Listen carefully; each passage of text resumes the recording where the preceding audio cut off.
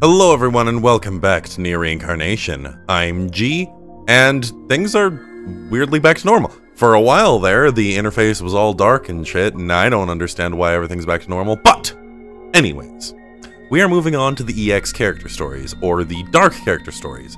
Now, some of these I don't have unlocked. You may notice that, perform 4 evolutions to unlock.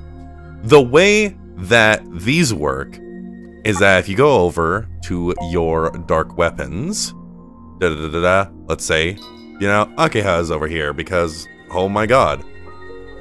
You evolve them 11 times. Well, I should say you evolve them 10 times to a 11th level thing. My god, I'm a wordsmith. So I have some of the characters, some of them I do not. What I will be doing is I will be going through the ones that I do have and showing you the stories. The ones I do not, as you can see, I do not have. And yet some of them I have all 4. So, for now, let's get started.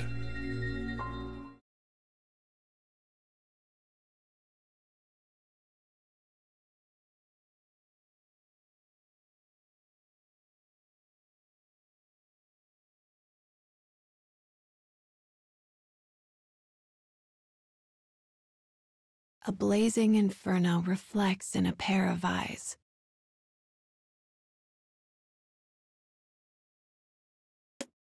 The girl's empty expression betrays nothing. The sight of flames roaring in the darkness is etched upon her mind. Her heart speaks to her in a dry tone. You will never forget this night. Not for the rest of your life. Mom, come help with this. The girl's bright voice rings through the kitchen.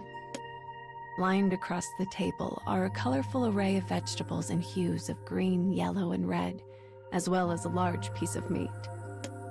Cradling the girl's younger sister, her mother turns to the sound of her older child's pleas. Well, someone's enthusiastic about their cooking. The mother looks on as the girl continues bustling about the kitchen. She is learning to cook from her mother. You need to add a little more seasoning, honey. Here, try it now. The moment the girl brings the food to her mouth, her furrowed brow loosens and a smile breaks out. Oh, yummy. The 2 chefs look at each other proudly, content in the knowledge the recipe is perfect. The girl sets the steaming dishes down. The mother plops the little sister in her chair as the 3 of them gather around the table. The wood practically groans under the weight of the food, which is far too much for even 3 hungry mouths. As the mother starts cutting meat into small pieces for her youngest daughter, she looks at the elder with a wry smile. It's good you got more practice in, but we clearly went overboard on our portion control. Everyone chuckles as they dive into their meal. Dad's coming home soon, right? Asks the girl as she happily bounces up and down in her chair. The letter had arrived a few days ago. It was a notice their father would soon be returning from his military service. The moment the girl read it, she ran into her mother's room and announced her grand plan. I'm going to make Dad's favorite dinner when he gets back. She has been awaiting his return for so long. The last time she saw him was the morning he left for the front. His expression betrayed mixed feelings, and the young girl had no way of knowing what sort of emotions they were. But as he held her tight, he leaned into her ear and whispered, I will come back to you. I promise.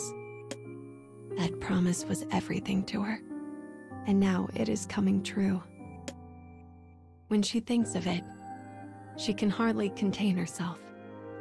Feelings she managed to keep suppressed all this time are now bubbling up like water from an overfilled pot. But she manages to hold them back and keep her calm. I'm the older sister now, she thinks. I have to hold it together. Her younger sister was born after her father left, and word of her birth had not been able to reach him on the battlefield. What will Dad think when he sees her? Will he love her like me? Will he love her more than me? The girl shakes her head to clear the ugly thought away. As she rubs her swollen belly, she marvels at how well the cooking lessons have gone. Aside from her ability to judge proper quantities, of course. She leans back in her chair and indulges in a brief flight of fancy. All of her father's favorite foods are lined across the table. As he takes the first bite, a satisfied smile crosses his face. She sits at his side, no longer the young child he once knew, but not yet a woman grown. He'll be amazed to see how much I've changed. It's going to make him so happy. Her reverie is interrupted by the voice of her mother. When you're done wool gathering, you can help clean up. The girl starts, nearly tipping her chair over in the process. You're the older sister now. You can't afford to be lazy. The girl pouts a little at the scolding, but her mother pays this small rebellion no mind. Instead, she entrusts her to take care of the dishes and heads off to attend to her sister. It must be so hard for Mom to take care of both of us alone. I need to work as hard as I can to support her. She's always put on a smile for us no matter what. And that's why I've been able to keep going, even when I was sad, or lonely, or depressed. I'm too old to be having jealous fits or slinging snide remarks. So what if she doesn't pay much attention to me anymore? She nods to herself as she reaches this conclusion and proceeds to wash and put away the kitchenware. When night comes, the exhausted girl begins falling asleep the moment her head strikes the pillow. As she drifts off, she feels her mother's hand on her head. Thank you, honey. You are always appreciated. With that, her mother stands and leaves the room. In her dreams, her entire family sits happily around the table.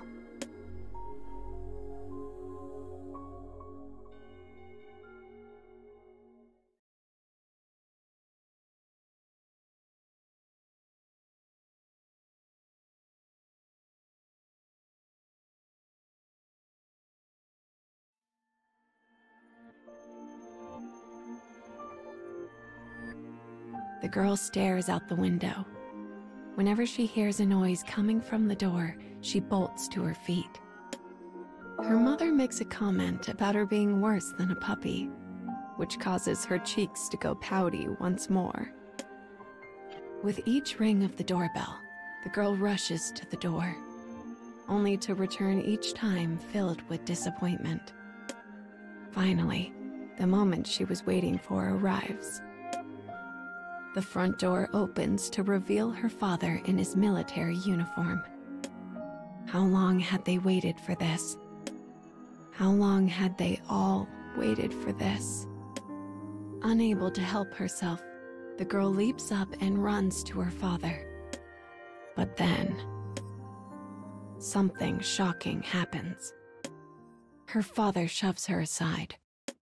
She crashes to the ground, unable to process what just happened. A silence ill-befitting a family reunion falls over them. Sensing the heavy atmosphere, the youngest begins to cry. The father covers his ears at the sound of her wails and rushes off to his room. "Don't worry, girls," says her mother as she helps her daughter up. "Your father is just tired." She smiles as she says this, but the expression does not carry over to her eyes. The girl remains stunned. She can't fathom what just happened. Her sister's sobs echo around the entryway. She does not see her father again until dinner. She is almost beside herself with worry What if her actions had caused her father's mood? As she bites her lower lip, her mother comes up behind her. "It's okay, honey. You didn't do anything wrong." Rather than comfort her, the words make tears spring to her eyes. But she manages to hold them back and force a smile on her face. "It will be better once he eats. He's going to love it. This is what you've been working so hard for, remember?" Thus determined, she begins helping her mother with the meal. The fragrance of grilling meat covered in her mother's secret seasoning soon wafts through the kitchen. A knife falls up and down on the cutting board.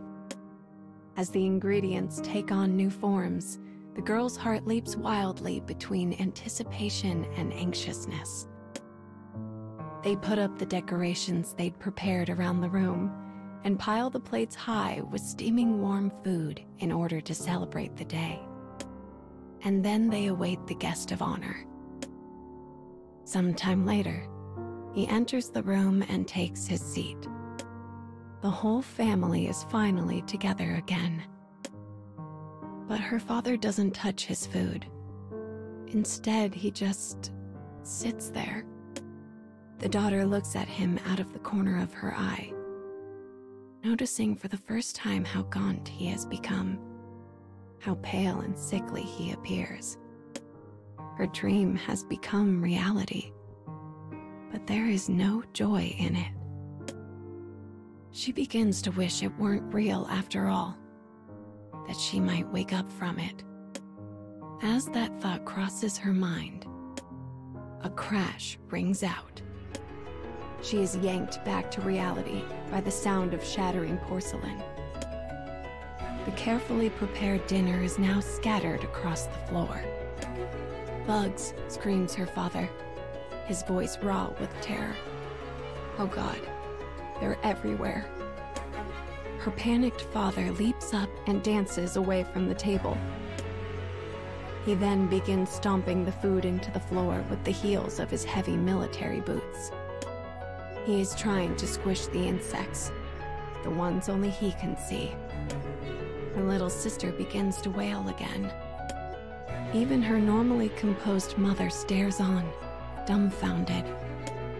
She can't even pretend to understand what is happening. A few seconds later, her father comes to his senses. I'm sorry. I didn't mean..." He lets his words trail off as he sways unsteadily on his feet. Then he bends down and begins to slowly scrape the food off the floor, moving as if in a trance. "Dad, no. Let me do it." The girl drops to her knees and begins a frantic cleaning. Her mother rushes to grab some rags, and for a brief, insane moment, it almost feels like everything will be okay.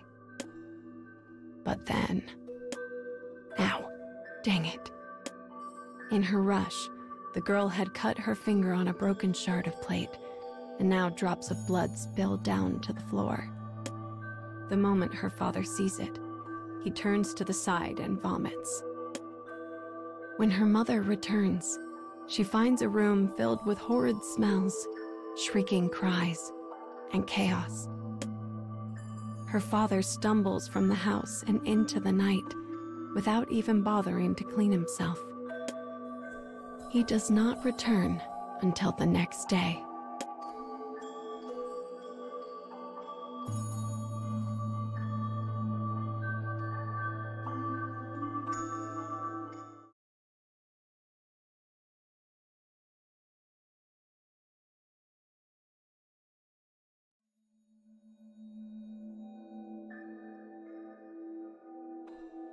Her father is unable to find work. Days pass, then weeks. Nothing changes. With their savings all but depleted, the mother is forced to find work outside the home. The job of watching over the younger sister falls to the elder. But youth has a way of forgetting trouble, and the little sister is constantly happy, vibrant, and full of life. Each time she begs her sister to play, it brings a bit of warmth to her tense heart. But there is also much pain as well. One day, she and her sister are playing with blocks. They build a small town with a strong gate and a mighty castle, and populate it with the little sister's toy soldiers. The girl takes out a small instrument and begins playing a jaunty march as her sister moves the soldiers to and fro. This game, which they call Parade, has been the little sister's favorite of late. Suddenly, her father wanders by the room, his face clouded. The moment he sees the soldiers, he begins to scream. No, no, stop that right now. The girls freeze. He tears the soldiers out of the little sister's hands, rips their heads from their bodies, and kicks over the blocks. The girl stares wordlessly. Her sister begins to cry. Her father throws the ruined toys in the trash and backs out of the room with a terrified look on his face. He is a different person now. She no longer knows him. And yet, he is still her father, whom she loves. He's just sick, she tells herself day after day. He'll get better. Things will go back to how they were. Their father does seem to feel guilty about his condition. One day, he offers to help with the housework. Mother and daughter both agree instantly, hoping that perhaps this smallest of steps will be the push he needs to get well. The next day, he begins preparing a bath for the little sister. The girl is worried by her father's slow, clumsy movements and finds herself checking in on him every few minutes. But watching him draw the bath just feels so very normal. And for a brief moment, she finds happiness in the scene. Expecting things to be ready soon, the girl peeks in and finds her father about to place her sister into the bath. Her little sister is staring at the bath, eyes wide. Sensing something amiss, the girl looks at the water and sees that it is boiling. She runs to her sister and quickly scoops her up. "Dad, no. What are you doing?" Her father stares at her, confused. "I was just putting her in the bath." Her father's answer contains no acknowledgement of the situation's horror. She fumbles out a lame excuse about her not being ready for a bath and flees the room with her sister in her arms. She is glad her father wants to be involved with the family. She truly is. But his actions bring no joy. Mother and daughter find themselves more exhausted with each passing day. And one night, it all comes crashing down. Her patience gone, the girl's mother begins to scream at her husband. Her furious cries penetrate the bedroom walls. The girl has never heard her scream like this before. Within moments, her father begins to bellow back, and the sounds of their rage fill the air. Suddenly, the girl feels a strange sensation, almost like her heart is splitting in two. What's going to happen to us? She does not know. All she can do is close her eyes and pray.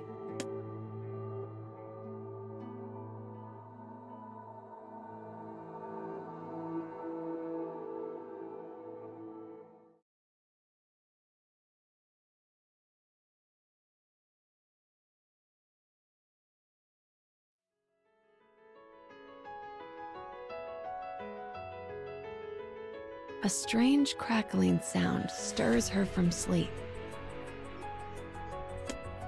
Then she begins to cough. Smoke That's smoke? Oh my god. The house is on fire. She wants to believe this is a nightmare. She wants to believe it with all that she is.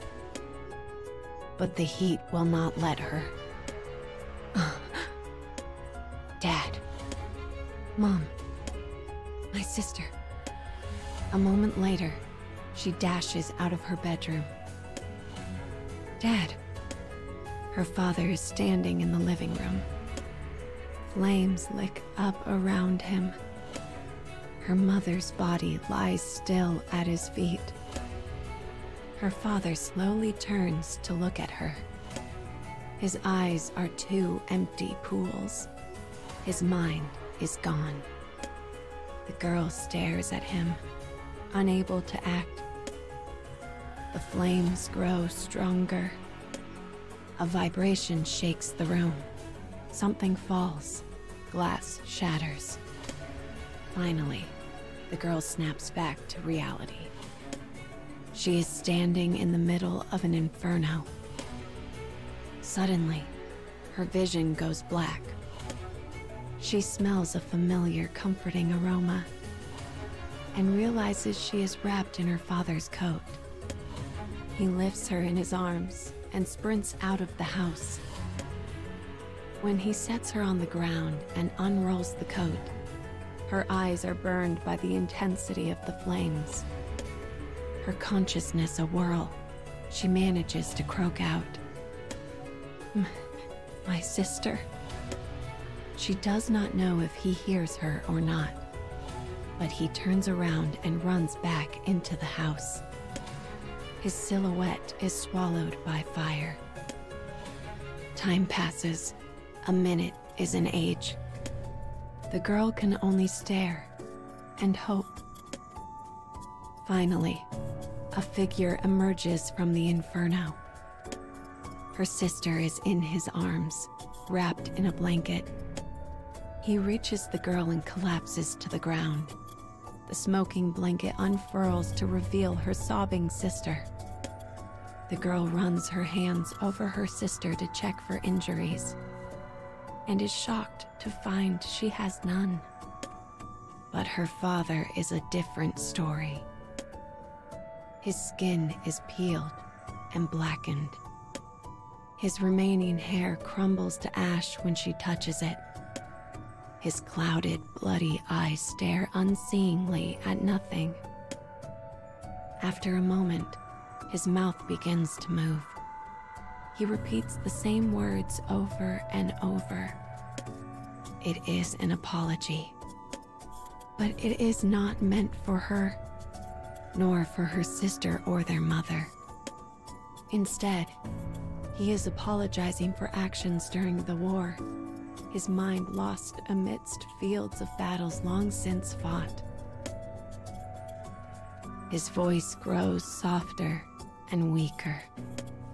In an increasingly faint voice, he calls his daughter's name. However, she is unable to make out whatever words follow. By the time she attempts a reply, he is gone.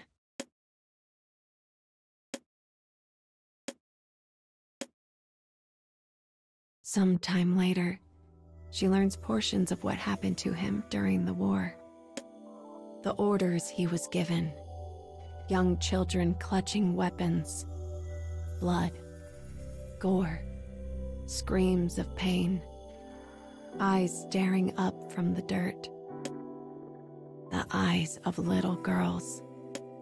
Girls much like his own daughter. Her father left the battlefield, but his spirit never did. Why? Why? Why? Why? Why? Why? Why? Why? Why? Why? Why? Why? Why? Why? Why? No matter how many times she asks, no one ever answers her. Perhaps there is no answer. Or at least, no answer that can roll the stone off her heart. The two girls stare at the smoking remains of their home. Sis? Where's Mom? Where's Dad? Her little sister looks up at her quizzically. They are now alone in the world. The girl smiles gently at her sister. Like her own question, hers has no answer. Yet she feels a resolve begin to build. I will make her happy, whatever it takes. She will never have to feel the way I do right now. She squeezes her sister's hand as she makes this silent vow. A vow that is now her entire reason for living.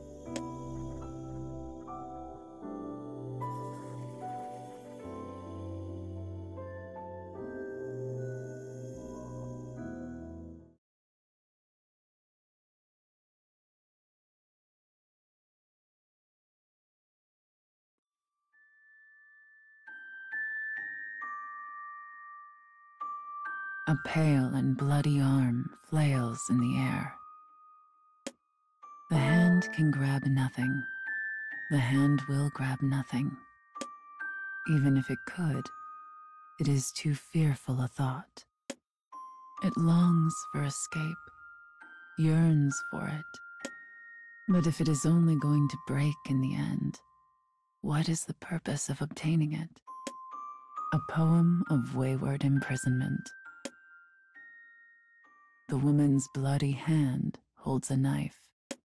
Her finger notes the light sensation of blade against bone. It is so very familiar. This feeling, one home to a science while taking countless lives, is the sensation of death. Her life has been spent with a blade in her hands, and she does not intend to fail now. She puts pressure on her middle and ring fingers, while the rest curl tightly around the hilt, almost as if they are drawing in the death she senses. The bones will separate, the head will fall, Hang on. Woman and blade alike pause at the voice. The voice, high in tone like a ringing bell, continued. Leave the head. With mackerel, you don't take the head off until you're ready to remove the rest of the guts. The woman with the knife replies with a question. And what of the bones? It's okay to cut those, but don't separate it entirely. Cooking is very different from killing, muses the woman. Yeah, I suppose it would be, replies the speaker. They giggle slightly while imparting this bit of wisdom. The setting sun floods the room with persimmon light. It is a small interval between the sweltering summer and the coolness of autumn. The sun flees the world earlier each day. And as the day takes its leave, night stretches out greedy fingers to reclaim what was stolen in the dawn. The speaker continues. Once you've taken out the innards, you can move on to the bloodline. Bloodline? The woman stands, knife in hand, and awaits an answer. She typically wielded her blade on a battlefield, not in a kitchen, and is unable to find a comfortable grip on the paring knife. Apparently it's muscle. See the dark red parts there? The bloodline. An apt name. A girl of about 16, the speaker, peers over the shoulder of the woman with the knife and smiles, her long hair fluttering. Does my cooking amuse you? Asks the woman. She stares at the cutting board as she says it, but her annoyance is clear. It is cute to see someone who's so cool in a fight have trouble with a mackerel. The girl grins as she says this, lighting up the room. Ashamed, the woman looks away. This only serves to delight the girl all the more. I'm obviously no expert, says the woman. I did not grow up doing such things. Yeah, well, I'd never done it either until that day. The woman knows this well. With nothing to say in return, she falls to silence. That day, the two of them know exactly what this means. 5 years ago, early summer, heavy rain blanketed the sky. It was the day the assassin met the girl, her target. She was going to take her life, as she had countless others. The girl was ready to die. Perhaps she even sought it. But the woman did not kill her. Call it a whim. But that day, that whim had brought them to where they are now. Theirs is a relationship forged in checkered fate. They had both cast aside their own lives to form this new one, where each day stretches out in quiet solitude. In the distance, a cricket begins to stir. "Hey, I'm sorry," says the girl. "I shouldn't have teased you. You're the only one who actually works around here anyway, so thank you. I really appreciate it." The woman turns to look over her shoulder at her young companion. Flattery will get you nowhere. Turning away once more, she utters a weak protest.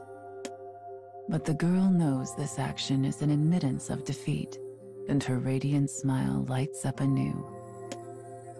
"Enough foolishness. Tell me what to do with this creature." "Well, you took the bloodline out, so now you have to wash it." The woman nods, picks the fish up off the cutting board, and dips it into a pail of cool water. Blood seeps out of the mackerel, staining the water a faint red.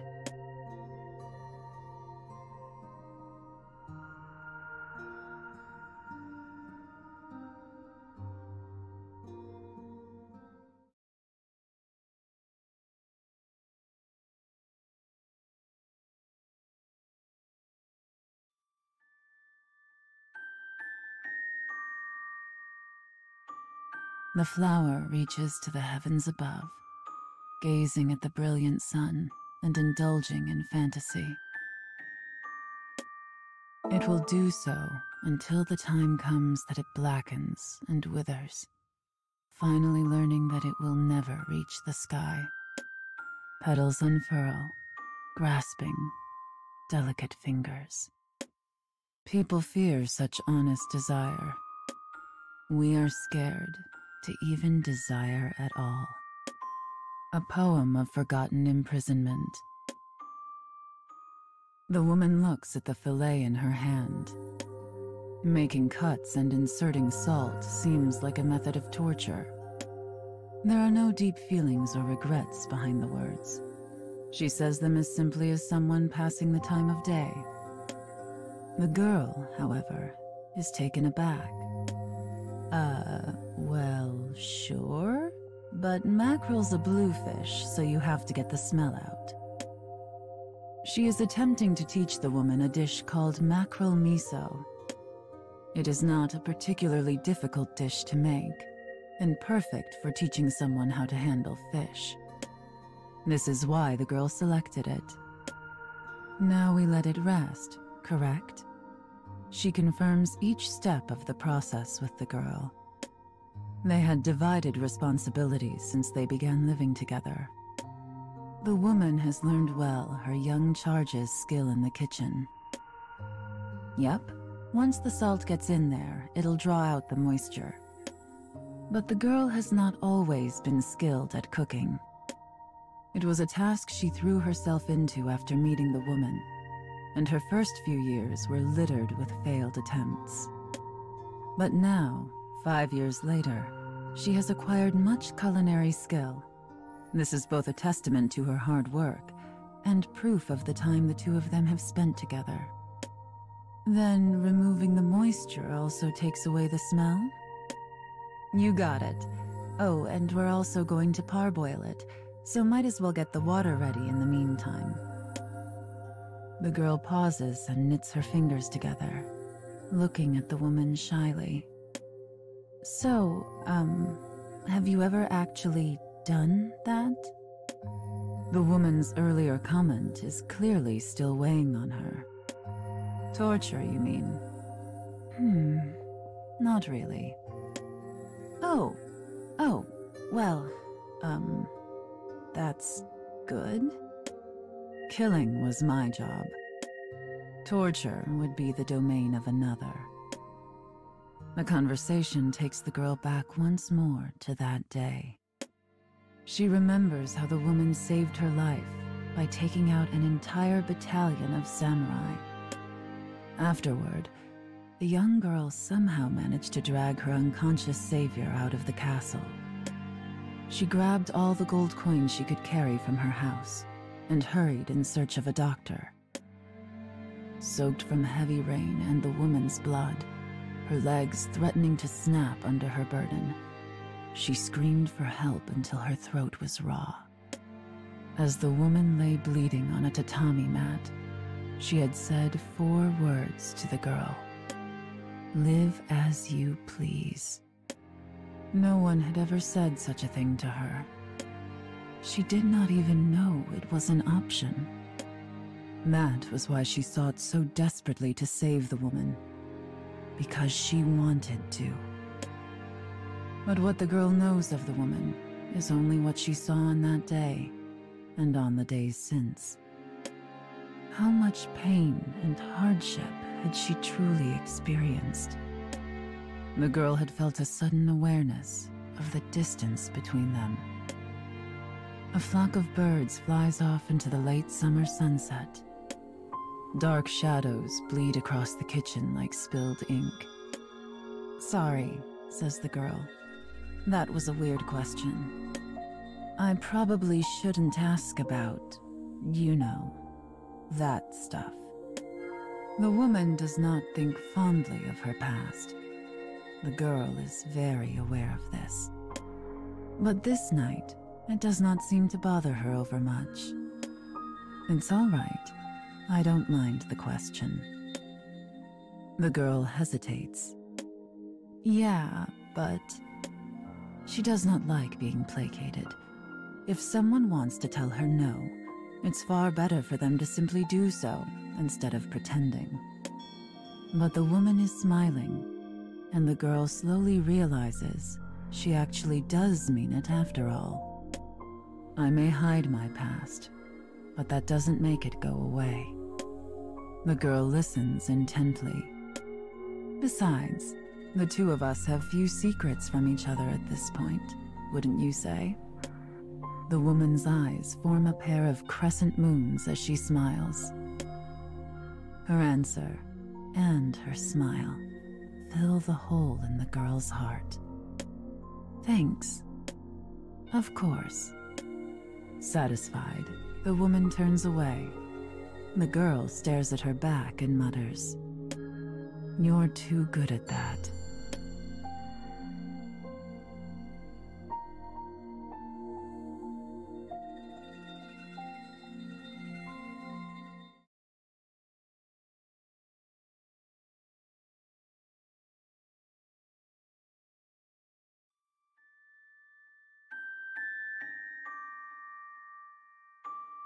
Some say a flower is most beautiful when its petals begin to fall.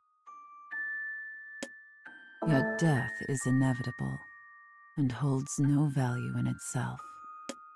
We reach out our hands, seeking beauty, but obtaining it can be a difficult thing, and the quest often shows us our limits. It is not but delusion to recall failures to reach beauty as having been beautiful themselves. Thus does humanity continue to err in order to console itself. A poem of melded imprisonment. As the sun sinks below the horizon, hints of night begin to draw over the land. More crickets strike up a chorus in anticipation of the moon. Soon, another sound joins them in harmony. The girl cocks her head as she stirs the pot. Those are giant katydids. You certainly know this land, replies the woman. She is busy rubbing the sliced skin of the mackerel to remove the oil. Yeah, I just read about them in a book. Ah, yes. You've acquired quite a collection of used books. The two of them live near a forest that is some distance from the closest town. Both due to lack of other diversions, and because of her own passion for reading, the girl was often seen passing the time with book in hand. Just doing some studying. I've been thinking it's about time I looked for work. The girl smiles brightly. That's how it usually goes, is it? There is a tinge of sadness to the woman's response. The woman had been working from before the age the girl is now. She killed her first man when she was not even 10. But murder is the only work she knows. The mundane worries of a normal day-to-day job are unknown to her. Okay, I think the mackerel should be ready now. The girl pulls her ladle from the pot, which is bubbling merrily away. The woman stands beside her, holding a towel. Go ahead and put it in there and let's give it a boil. Got it. The woman's voice has a tinge of excitement, which causes the girl to smile. Wielding a large pair of cooking chopsticks even more uncomfortably than she did the knife, she manages to transfer the fillet to the pot. Make sure to put the skin face up. Like this. Yep. Now throw some ginger in there and put the lid on. The woman follows the girl's instructions with awkward movements. But the dexterity of her fingers is cause for wonder. Perhaps it comes from her horrifying past. So how is work, anyway? The girl watches the pot while she asks the question. Much easier than my old job. I may end up losing my edge. The woman flexes her hands as she speaks. There was only one thing she could mean: the martial arts. She is a master of weapons large and small, and her technique and experience made her a formidable foe. And now, she uses those skills to make her living. She takes on occasional work as a bodyguard, or teaches young royals in the way of the sword. At times, she faces down death once again. It makes her feel that she is still the same killer she always was. But in these times in which they live, it is difficult to avoid. And compared to her past, at least, working as a mercenary is much less taxing. Theirs is an era of turbulence and upheaval where people rarely stay put for long, yet they had managed to build a home. I'm glad it's going well, says the girl. The girl smiles at the woman. So when you say you're going to look for work, begins the woman, is it because... Something about the girl's words and smiles doesn't sit right with the woman. It's almost as if her young companion feels indebted. Listen, she says, you don't have to feel guilty. You've lived a hard life. You deserve to take it easy for a while. Before she can finish her thought, which was going to be, it's not as if we're struggling, the girl cuts her off. I could say the same for you. But you don't need to worry about... Stop. You don't understand. The girl places her hand on the woman's wrist. Their eyes meet. The girl holds her gaze, looking right into the woman's eyes. I just want us to be a team. She was smiling as she said it, so the woman said no more.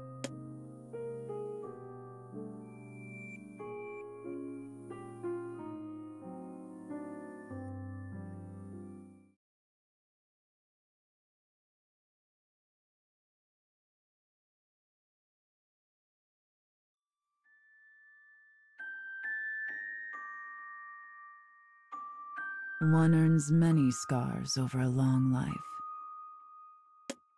There is much we learn, and much we regret, and none of us emerge unscathed. So long as we live, our scars continue to grow.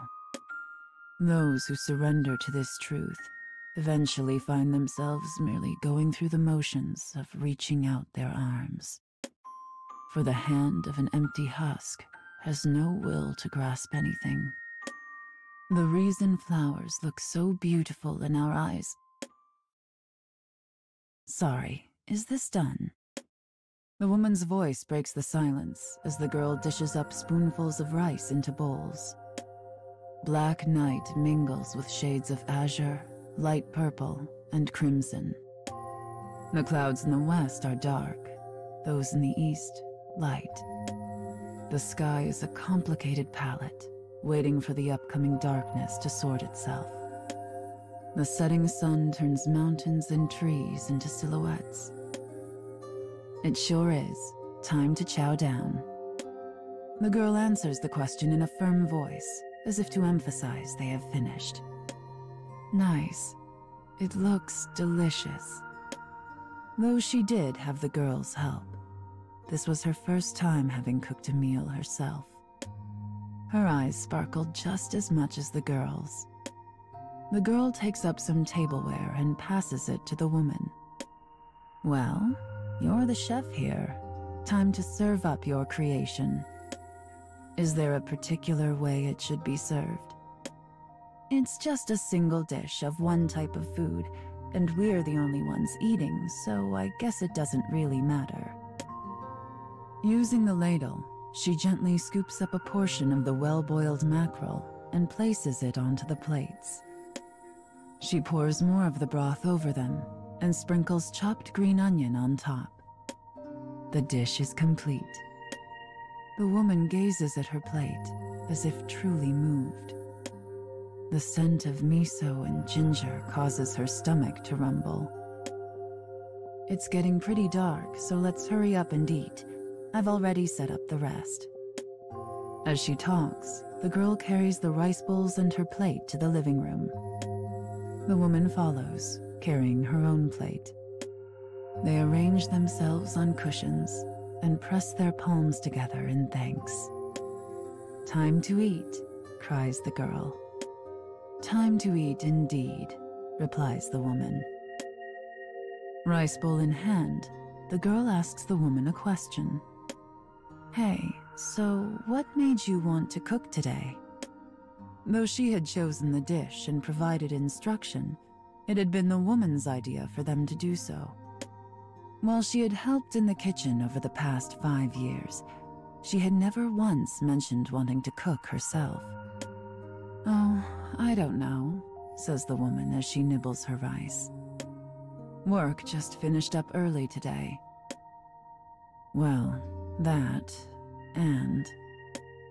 The rice seems to stick in her throat, but she forces it down. This was something I used to see a lot. It was something she experienced back when she was an assassin.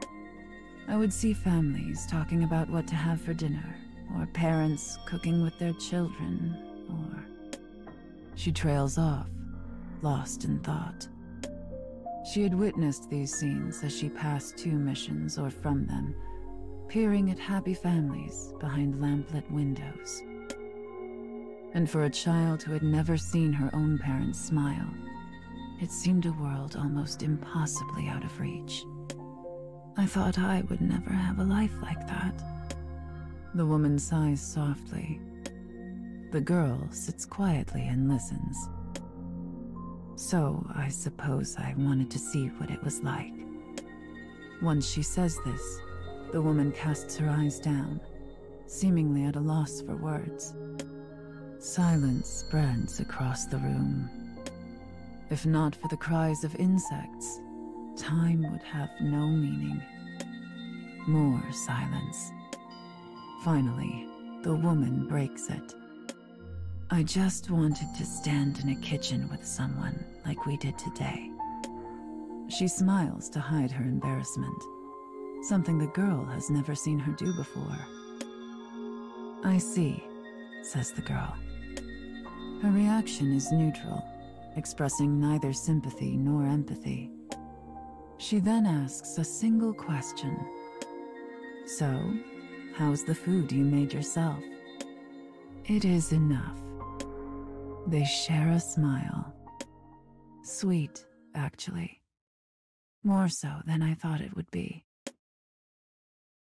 The reason flowers look so beautiful in our eyes is because they do not know of surrender. Even with broken stems, they carry on. They look fearlessly toward the heavens, full of childlike wonder, until the moment their lives are snuffed out.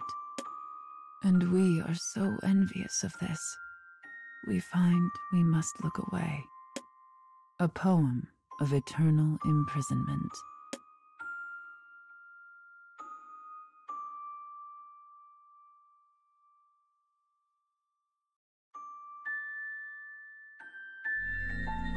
And there we have it.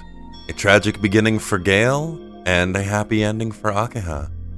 We'll be moving on to some of the other characters. I'm not going to be doing them in order, and I'm not going to be doing all of the ones that I have unlocked yet, just because some of them are in, or are most likely in sets. But I will definitely be continuing the series. But for now, thank you all so much for following my playthrough of Nier Reincarnation, and I'll see you in the next episode. Bye now!